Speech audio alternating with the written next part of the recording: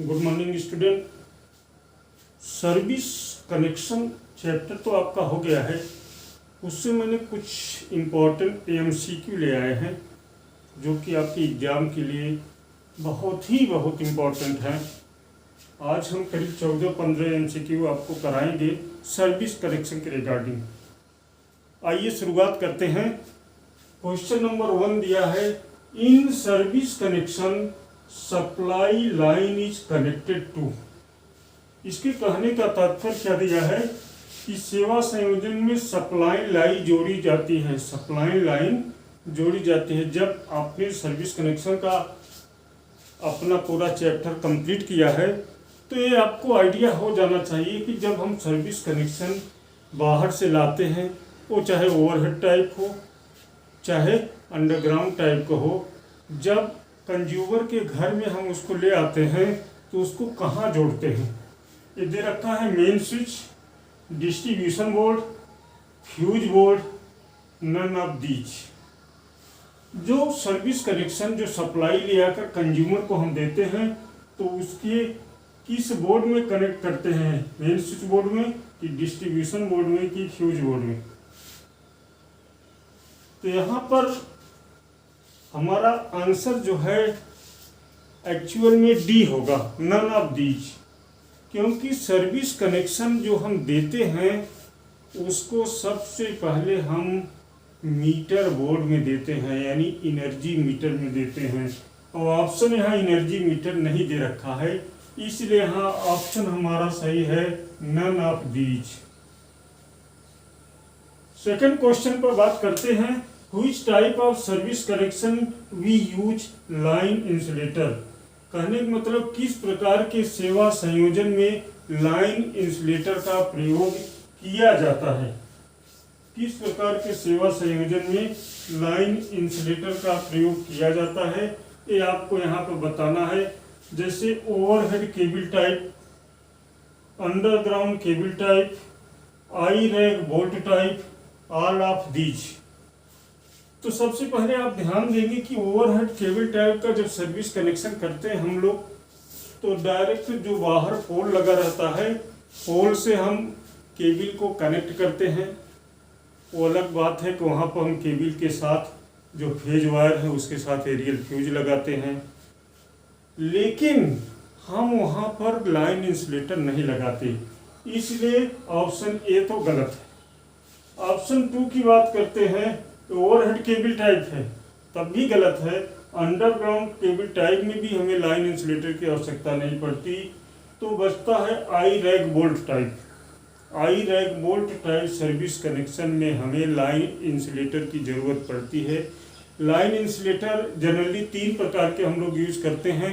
एक हमारा होता है साइकिल इंसुलेटर, एक होता है पिन इंसुलेटर, और एक यहाँ पे यूज़ करते हैं लूप इंसुलेटर। तो जनरली सेवा संयोजन में हमें पिन इंसुलेटर की आवश्यकता नहीं पड़ती, या तो हम लूप इंसुलेटर का यूज़ करते हैं और या तो हम साइकिल इंसुलेटर का यूज़ करते हैं, दोनों लाइन इंसुलेटर हैं। तो यहाँ पर जो हमारा लाइन इंसुलेटर यूज़ किया जाएगा, किसमें किया जाएगा, I rack bolt type service connection. इन चीज़ों को ध्यान देना आपके लिए बहुत जरूरी है।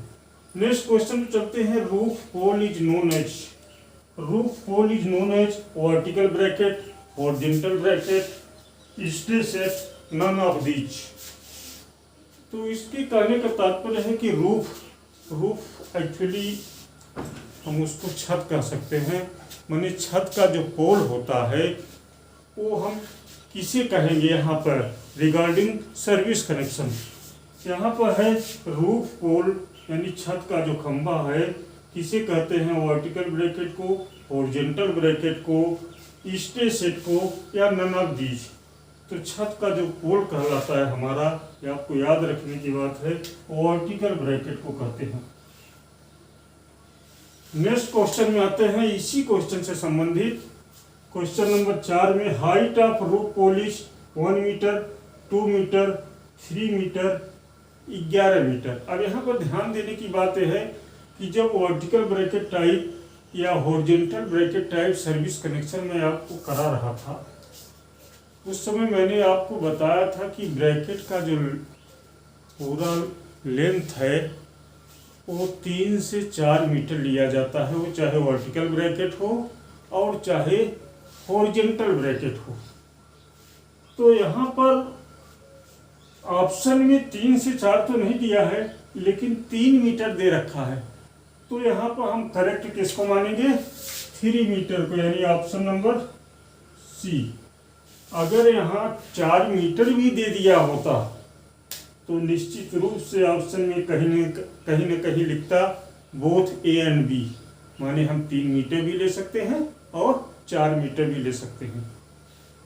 इसका पीडीएफ बनाकर भी मैं आपको भेज सकता था, लेकिन हमारा तात्पर्य था कि चीज़ों को आपको बताना जरूरी है कि ऐसा क्यों होता है।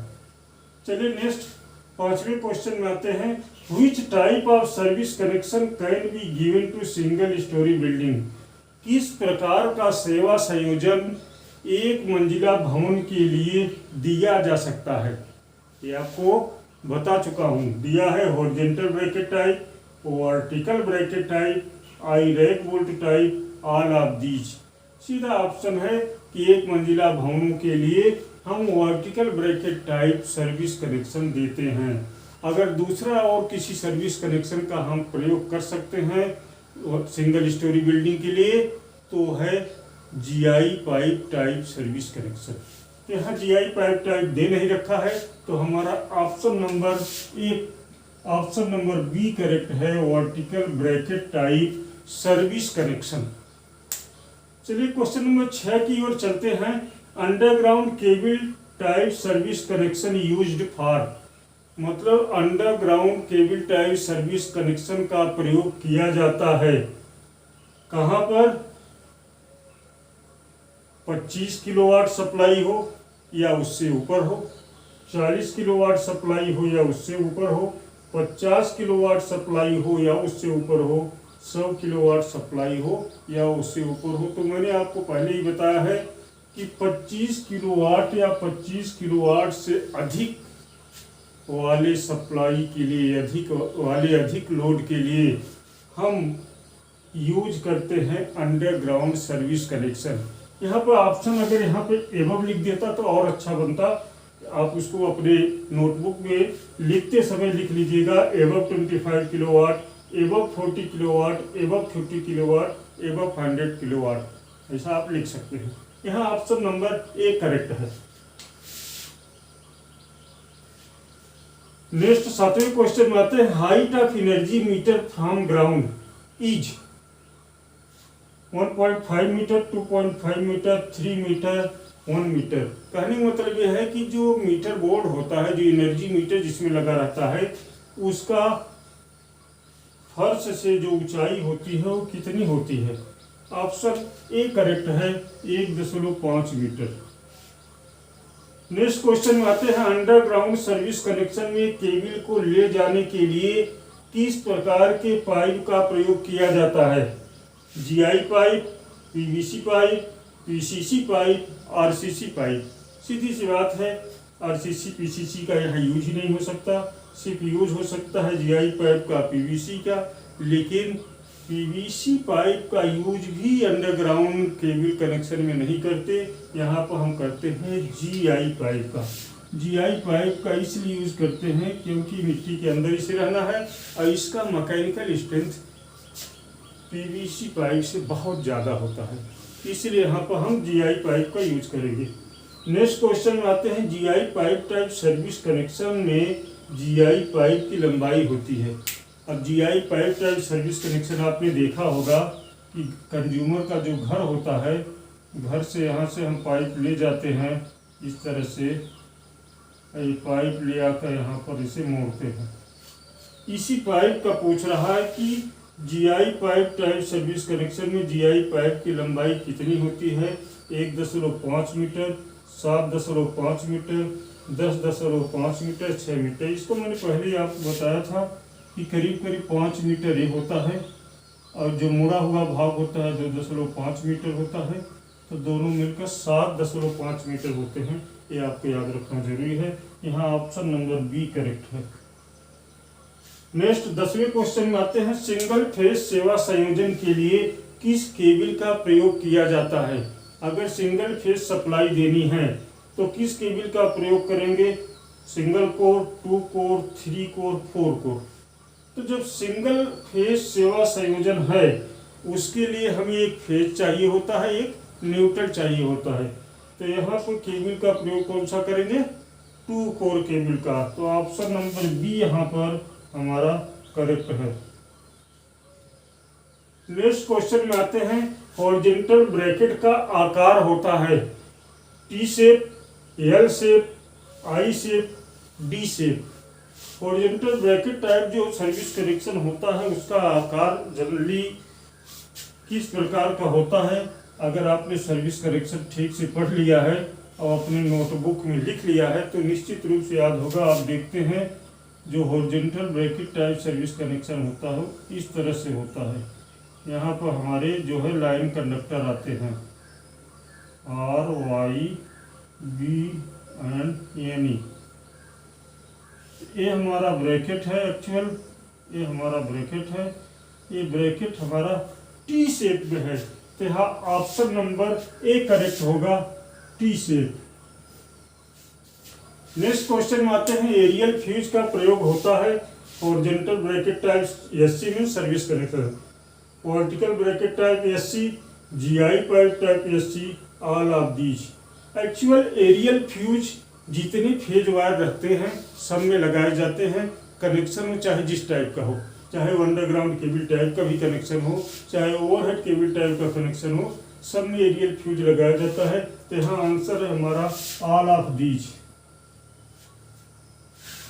नेक्स्ट क्वेश्चन है, 100 किलोवाट लोड के लिए कौन सा सर्विस कनेक्शन देना चाहिए। अगर लोड 100 किलोवाट हो, vertical, horizontal, GI pipe type, underground type. तो यहाँ मैंने पहले ही आपको बताया है कि 25 किलोवाट या उससे अधिक का लोड होने पर underground cable type service connection दिया जाता है। तो यहाँ तो वैसे भी 100 किलोवाट है तो हमारा ऑप्शन नंबर डी करेक्ट है। नेक्स्ट क्वेश्चन है, 3 फेज अंडरग्राउंड सर्विस कनेक्शन के लिए किस केबल का प्रयोग किया जाता है। 3 फेज सर्विस कनेक्शन के लिए तो यहाँ दिया है 2 core, 3 core, 4 core, both A and B. अब यहाँ पर ये जो क्वेश्चन है इसका ऑप्शन ही गलत है। देखिए पहले मैं आपको क्लियर करूं, कभी कभी क्वेश्चन भी गलत आते थे। अब 2 कोर का यूज हम इसलिए नहीं कर सकते क्योंकि उसमें 3 फेज है R, Y and B. 3 core का प्रयोग हम कर सकते हैं अगर किसी मोटर को कनेक्शन देना है क्योंकि मोटर को हमें सिर्फ फेज देना होता है। अब 4 कोर की बात है, जनरल कमर्शियल यूज के लिए हमें 4 कोर की भी जरूरत पड़ती है क्योंकि आर, वाई, बी के अलावा न्यूट्रल भी दिया जाता है। तो इसलिए यहाँ पर जो ये ऑप्शन दे रखा है बोथ ए एंड बी, ये ऑप्शन गलत है। यहाँ पर हम डालेंगे बोथ बी एंड सी।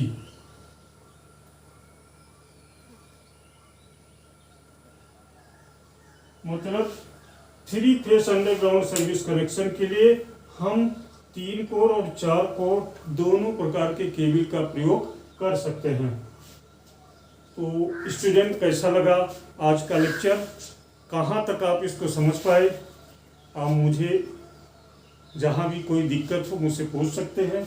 अपनी तैयारी बहुत अच्छे से आपको करना है और बहुत ही अच्छा मार्क्स खास तौर पर इलेक्ट्रिकल डिजाइन और ड्राइंग में लाना है। वैसे तो विभागाध्यक्ष होने के नाते मैं चाहता हूं हर सब्जेक्ट में आपके अच्छे मार्क्स आएँ। आप इलेक्ट्रिकल डिपार्टमेंट की ओर से आप पूरे कॉलेज के टॉपर बने। आपके साथ मेरी शुभकामनाएं हैं और नेक्स्ट लेक्चर में हम आपको और नई चीज़ें लेकर आएंगे। तब तक के लिए धन्यवाद।